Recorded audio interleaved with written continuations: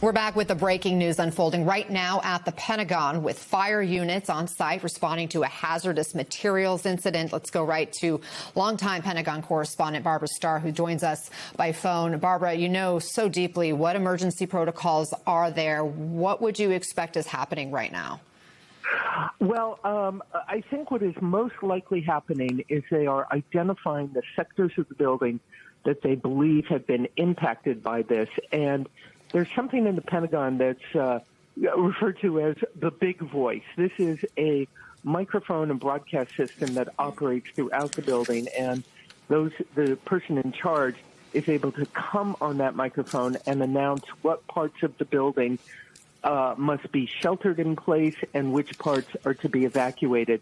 So this is a very quick way to inform the building is huge, so this is a quick way to inform everyone inside, across the building, across all 5 floors, what area they are in and what they need to do. These are some of the protocols on it that were put in place after 9/11. I worked in the building both before and after, and it was a remarkable change, the amount of security measures that they put in for just these types of contingency situations. They have alarms, they have voice protocols to announce what needs to be done in the event of fires or other hazards. They have heavy barriers that will automatically close off parts of the building.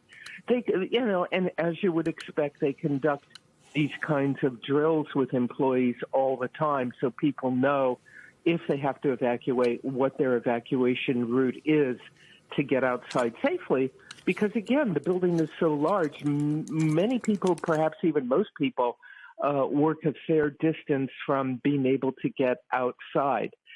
I think it's also likely they are working with federal, state, and local officials who they have agreements with in the event of just these types of emergencies to bring people to the site, to bring equipment to the site, to begin to conduct air sampling even around the outside if that's what's needed. And the reason I say that is, again, if you live in Northern Virginia, if you ever go past the Pentagon, if there is a metro subway stop right on the grounds, there is a bus station, essentially, a number of commuter bus lines from Northern Virginia into downtown Washington go through the Pentagon property. So while it's very important to find out what's going on inside the building, they're also going to want to make sure there's no additional sites of concern on the outside of the building. That makes perfect sense, Barbara. Please stay with us. I want to go back to Priya Sridhar for just a moment, who's getting more information. Priya, what are you learning?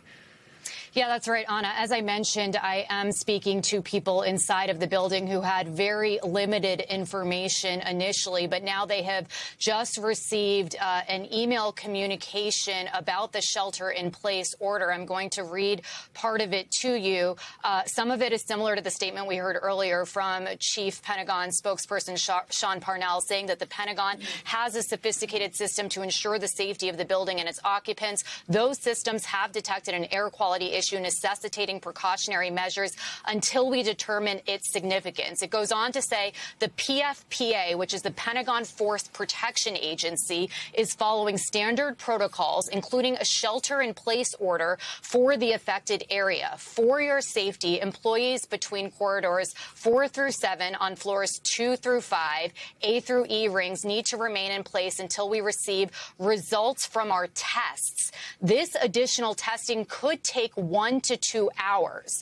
Response teams are in place and ready to support building occupants if necessary. You may observe response personnel from multiple agencies and precautionary measures taking place in the center courtyard. Please do not interpret these activities. So, Anna, as Barbara was saying earlier, the Pentagon Force Protection Agency was actually put in place as a civilian law enforcement agency whose job is to protect the Pentagon facility. And that it was actually enacted after 9/11 to respond to threats such as this one that's taking place. So according to this email that was just disseminated to Pentagon employees, it could be another hour or two until this matter is resolved. But for now, it appears that those floors 4 through 7, or I should say the corridors 4 through 7 on floors 2 through 5 are the part of that massive sprawling facility that are being immediately impacted here. So people inside of the building were looking for answers as to what is going on, and now they're just starting to receive a little bit of information, Anna. Barbara, a shelter-in-place order, what does that suggest to you? Well, it suggests, and it's so important not to speculate because none of us know. It suggests they may have reason to think people will be relatively safe, or the safest thing for them to do is stay in place until they figure all this out. However, that email that went out, and I should mention, all federal employees, military and civilian who work in the Pentagon, their desktop computers are hooked into this emergency alert system, so they would get that right at their desk. I would add, when the press corps worked in the building, we were not hooked into that emergency alert system. But they would get that, and it seems like they feel the safest thing right now is to keep people in place. But I am very much aware of what you also just reported, that there may be emergency personnel in the central courtyard of the Pentagon. That's a large open space. They can stage equipment there.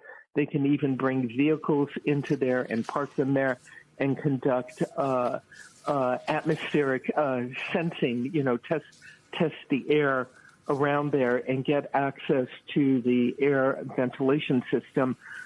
Some of that is right at the Pentagon, and some of that is, I believe, in some very small adjacent buildings. So this is going to be a complex effort to figure out, I think, what they are dealing with. But I also would point out to viewers, I believe you said corridors 7 through 9 or 4. Remind me what you just said. Between corridors 4 through 7 on floors 2 through 5. Okay, 4 through 7, 2 through 5. That is a very significant wedge of the building. All over the Pentagon, there are offices of very senior military personnel and senior civilian officials dispersed throughout the building. But that could potentially impact the offices where the chairman of the Joint Chiefs works, where the Secretary of Defense works. It could potentially impact them. And they're going to have to also make sure that the National Military Command Center can stay up and running. That is located one basement level below essentially where you're talking about. On 9/11, that's where the top officials went to begin to conduct planning and deal with what was going on 9/11. And, on that day, smoke was coming through all parts of the building. So I think one of the priorities is going to be how to keep the command center ventilation systems. They may have their own independent ventilation. I honestly don't know that one way or the other. But it's going to be important for them to be able to keep the command center running.